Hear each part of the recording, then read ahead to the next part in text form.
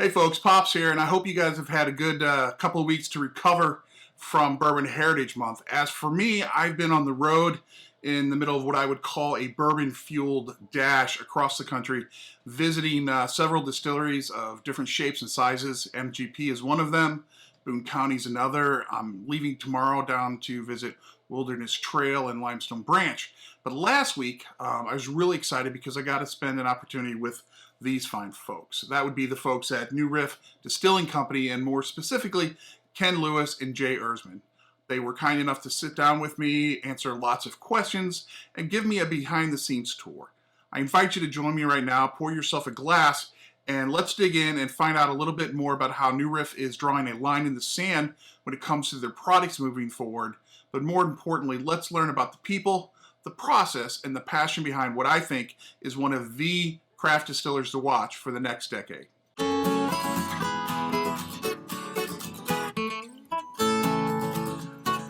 Hey folks, Pops here from Bourbon and Banter, and today I'm excited to be with Ken Lewis, who's the CEO and founder of New Riff Distilling.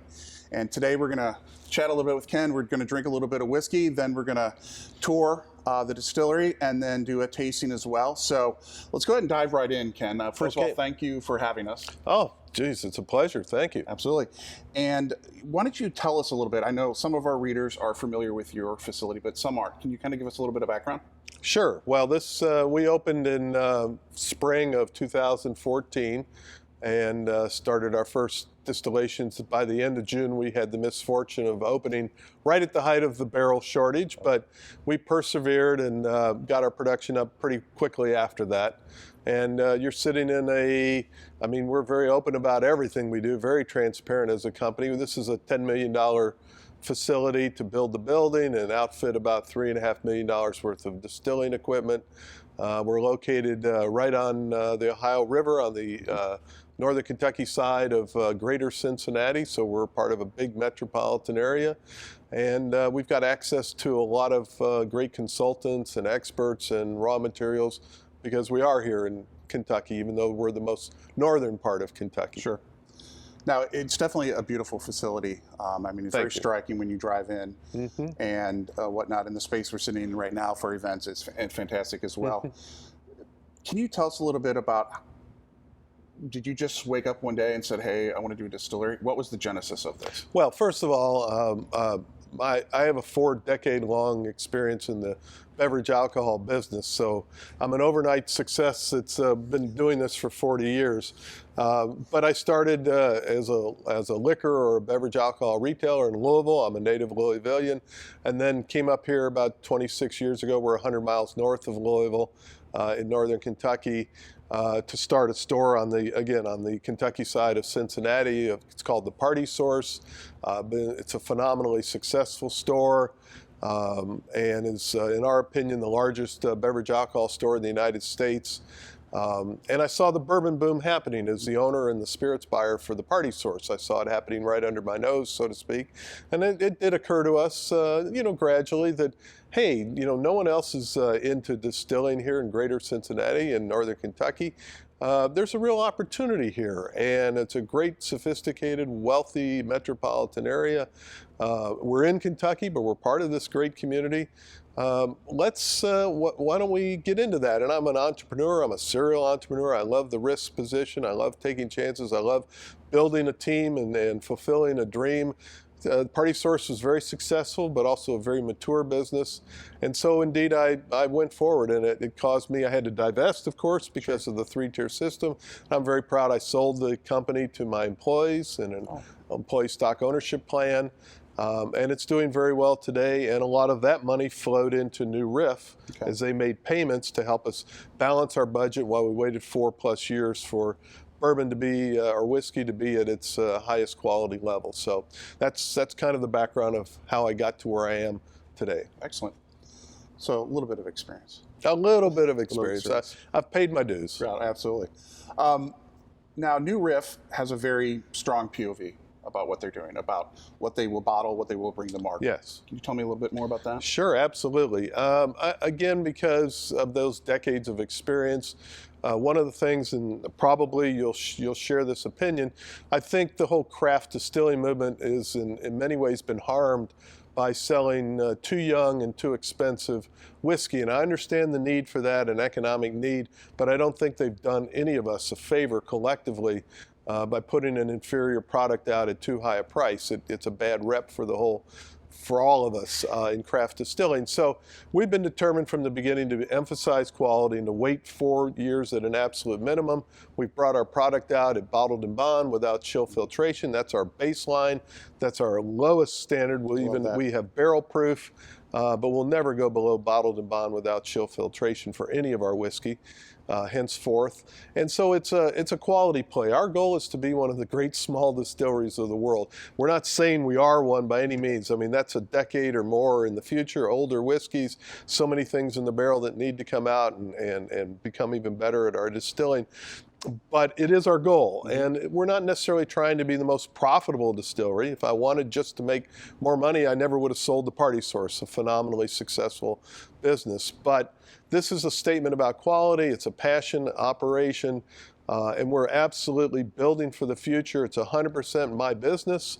I don't have any investors or partners. I don't have any short-term thinking that's required for that. And so I think we have some advantages going forward. Absolutely. And I understand where my brethren are coming from, but we're all about quality and waiting for the proper time and selling things at the proper fair price. Well, I know when I, first read that commitment, everything to be bond, non-chill filter, I mean, my inner geek, cheered. Sure. And I'm sure there's a collective cheering that goes on when people hear that, because that's a pretty strong line in the sand to draw. It's a darn strong line in the sand. Absolutely. I've visited a lot of distilleries, a lot of craft stuff, and I enjoy craft from the experience of it, but you're right, a lot of it is, it's just, if that's what you're going to put your name on, people are doing it too soon. It's just the bottom. They are, and it hurts their long-term brand imagery, and it collectively hurts the whole vision of what craft distilling is and should be about. All right, so Ken, you just hit the 4-year mark and released your first product. We have. Tell me a little bit more about that one.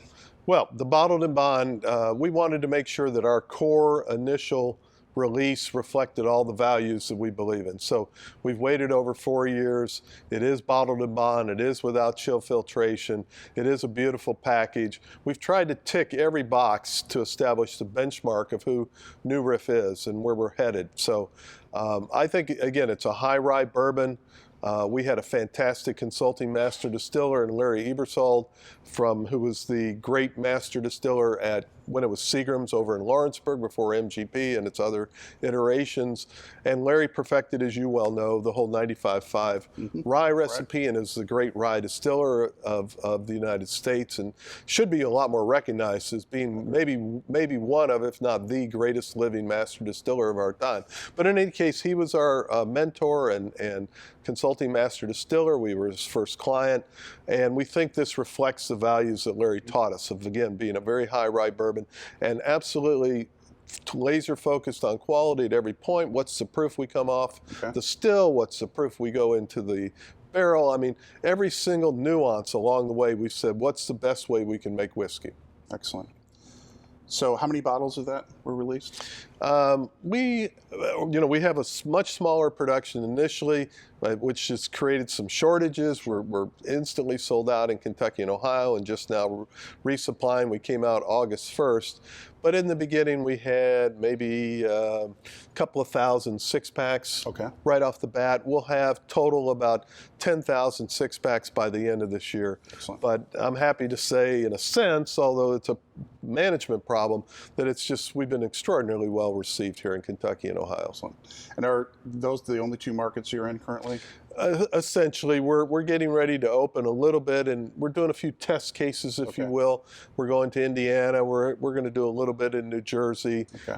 So we're feeling our way, but we want to supply our home markets, or any market we're in, first before opening any other market. We're not trying to grab market share and geography and in a way, because again, we have the luxury of the long view, and we would just rather work with folks that know New Riff and love New Riff and support us before we go to far-flung places and open up new markets. Okay. Well, I'll be eagerly awaiting you to get to Missouri. Okay. We got a great market there, so you Excellent. You would absolutely do well. So In addition to the bourbon, what other projects are you working on?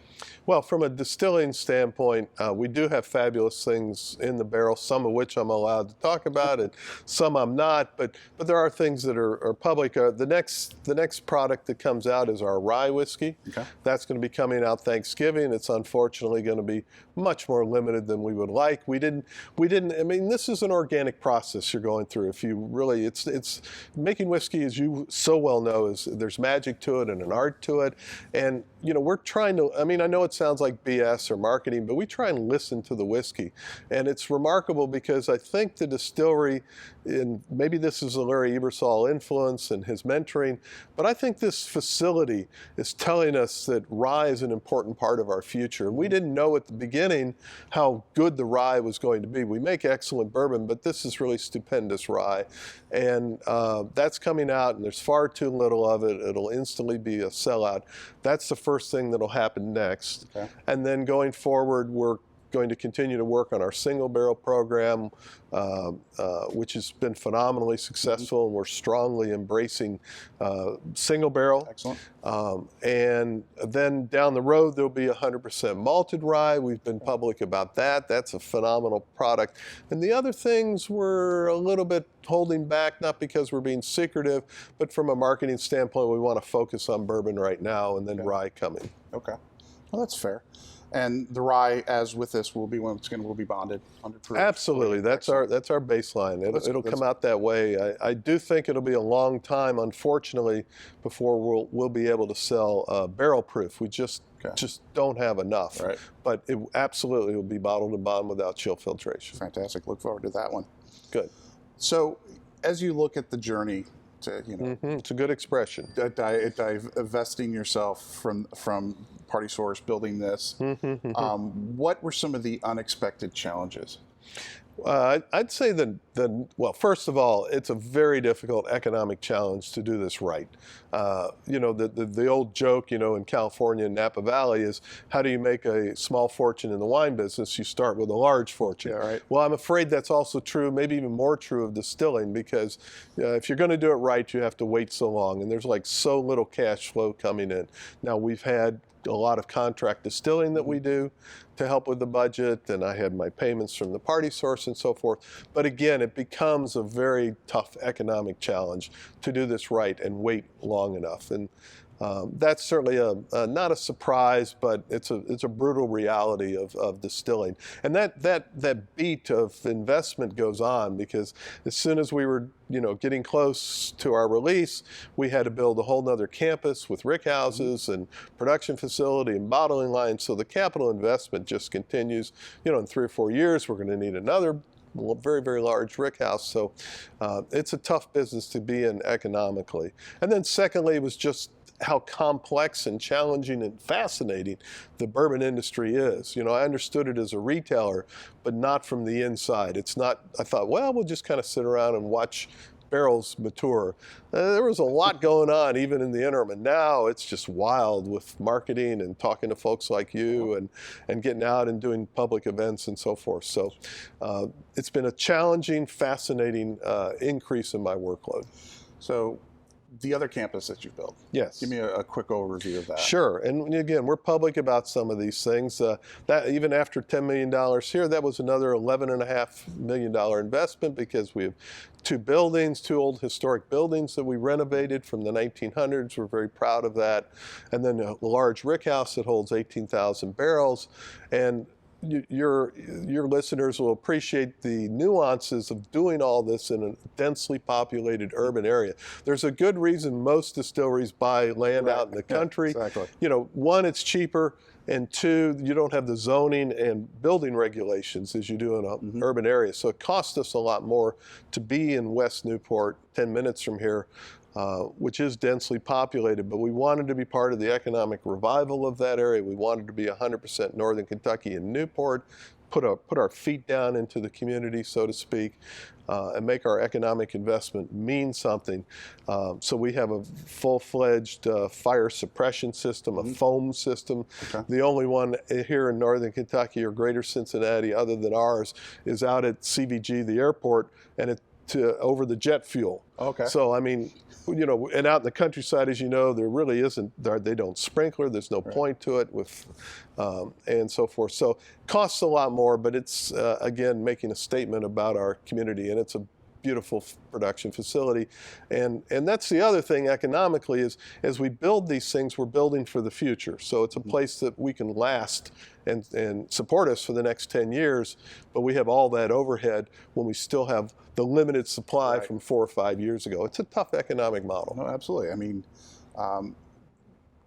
as I talk to people, and you know, I've been writing about bourbon and for a long time, and people always like, "Hey, do you have a dream of creating your own distillery?" Yeah. And it's like, no, because I hear these challenges, right? Yeah. And I have the highest respect for folks like you who are able to make it happen, right? Yeah. And you know, everybody comes with varying levels of experience and financial resources. So when people are able to pull it off, it's huge. But as you said, you keep investing, and you're not selling enough whiskey, right? Right. So you gotta have the long view. There's a point. The long view is exactly right, and to have that long view without any partners or investors or venture capital money is, of course, allows us to laser focus on quality and think strictly long term. But it also is very much an economic challenge. Excellent. Now, obviously, we're sitting in a beautiful event space. Tell me, how was that something from the start? You're like, we're going to hold a lot of events to help fund and build reputation. Right. Has that gone according to plan? How did that kind of come together? Yeah, the marketing challenge was, okay, we're going to wait 4 or 5 years to release whiskey. How do we get our brand out in the market?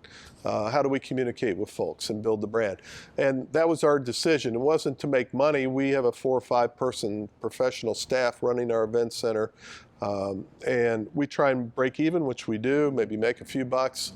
But the idea was to bring, and it has worked, we bring 25,000 plus people a year into various kinds of events. It turned into an amazing wedding destination. We're booked every Saturday for the next year and a half. There's a lot of corporate events and private functions, and it brings people in and exposes them to New Riff and to our brand. And when they have a quality, happy experience in our event center, we feel that morphs over into a positive feeling, emotional attachment to our brand. And I think our sales right now are showing that. We've really gotten a lot of love and attention and support from Greater Cincinnati. How's the tour side of things? Are you getting a lot of people for that aspect as well? We are. The tours are popular. We try and do a more in-depth, thoughtful experience for people because we're not on the big bourbon trail, because we really can't handle busloads of people. We want to be more one-on-one and give them a really good tour. So yes, it's gone well. We try and do about a 45 or 50-minute tour that goes another click up from what you might, because of the circumstances, get at one of the global companies' tours. So where they have to pitch more to the lowest common denominator, we try and pitch it a little higher. And we're also doing sensory evaluation. We're doing tours led by our distillery team. We're doing tours of our West Newport campus because people want to see the barrels and understand what's going on inside a barrel and thief literally out of the barrel and taste and so forth. So yeah, we believe that's very important in brand building. Well, I love to hear that because I think the educational opportunities for distilleries are huge. And much like someone has an event here, and they become familiar with the brand, they start feeling positive about it. If you go to a distillery and they take that time and give you the opportunity to experience things that maybe you can at one of the big distillery tours, right? Yes. Simply because of the scale and the volume. That's exactly right. That's huge. And they're kind of like, hey, they took the time, they let me thief the whiskey out. Right. I mean, that's the starting of a brand loyalist, right? It is, and beyond Banter, beyond just brand loyalty, I think an important thing is we're all in this industry together. And I think the global companies have been very smart at supporting craft distilleries, which they have done. They've been good backers and supporters because they understand that we're closer to the consumer.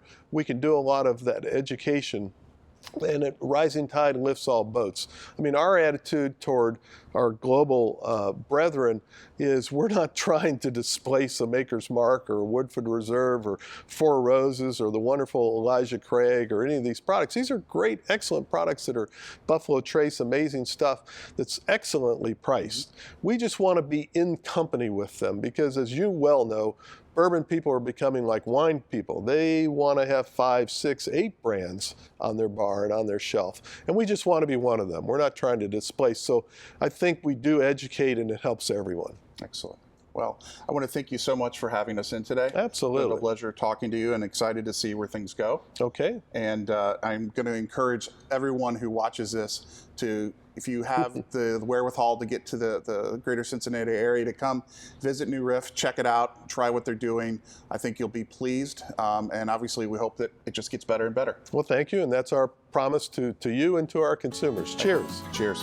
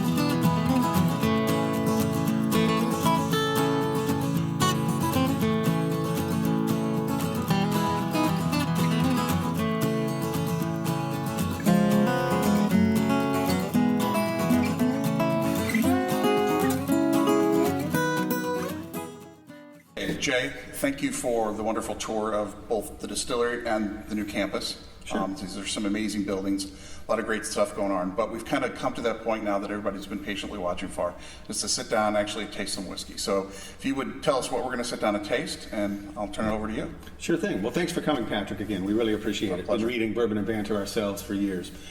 So we're going to try today our new Riff bottled in bond without chill filtration bourbon. This is our flagship whiskey. Of course, it's 100 proof, being bottled in bond, and it is 4 years old, and that's all stated on the label. It is a high rye content whiskey, so 30% rye and 5% malted barley.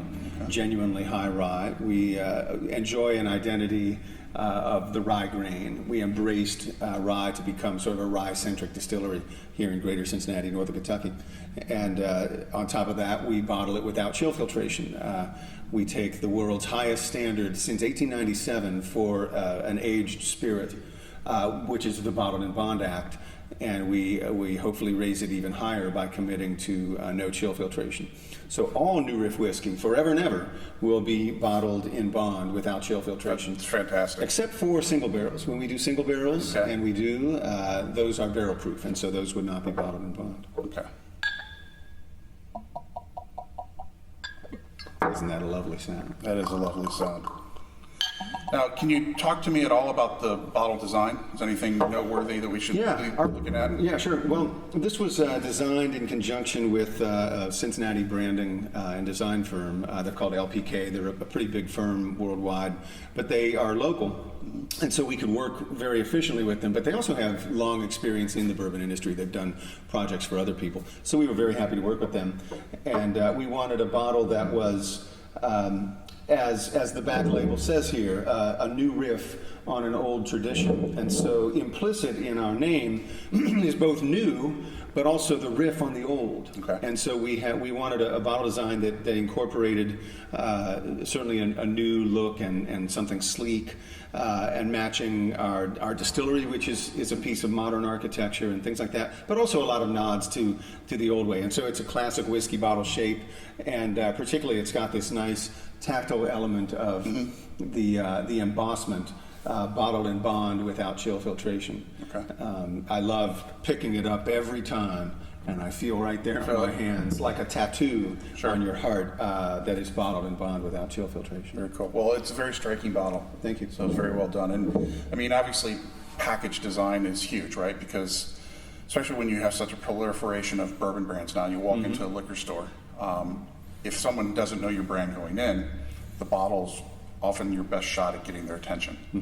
So you guys have done a really nice job on that. And I love it when people have the ability to invest and get the custom bottles and get the kind of the embossing and things done. I think it's a very nice thing. I always liked how Coca-Cola, with their ribbed bottle and the shape they did that because they wanted you to be able to reach into a cooler and identify that it was a Coke. Nice. You know, and everything. So well done there. Nice. All right. Well, so let's taste. Let's taste indeed. Yes.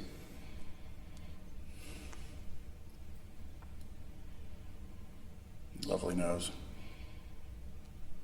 Well, by bottling without chill filtration, we preserve everything that's good about the whiskey from the barrel. It promotes and retains aroma and flavor, obviously, but it also retains texture, as you'll find in a minute, and it even retains extra color.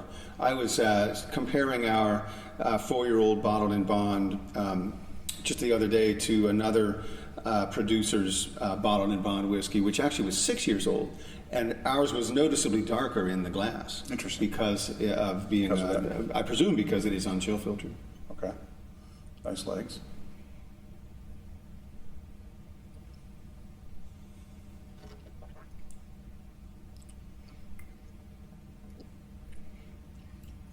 Very good.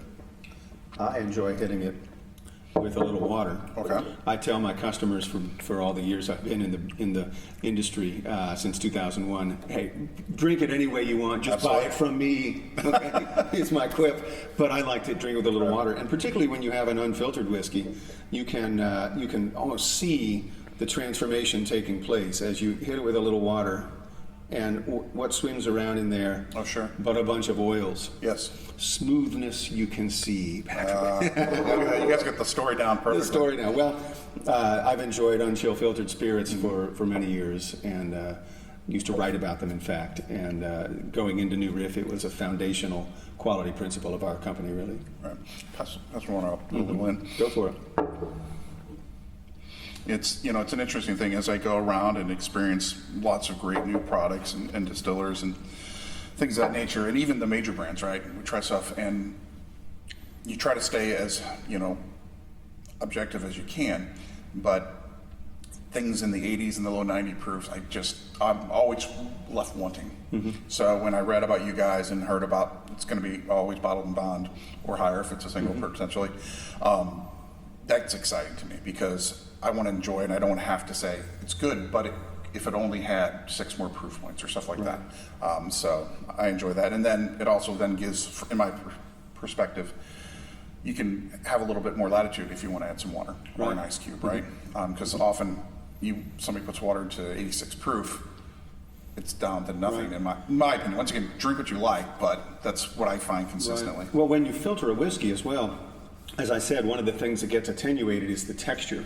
Paradoxically, an 80 proof filtered whiskey might be a little harsher on the tongue than a 100 proof unfiltered one, because the 100 proof will retain those fatty acids, those oils, retain more of that than the filtered lower proof whiskey. Absolutely. So hopefully what we have in the palate is robust rye character. We sought to make a big, bold, flavorful whiskey.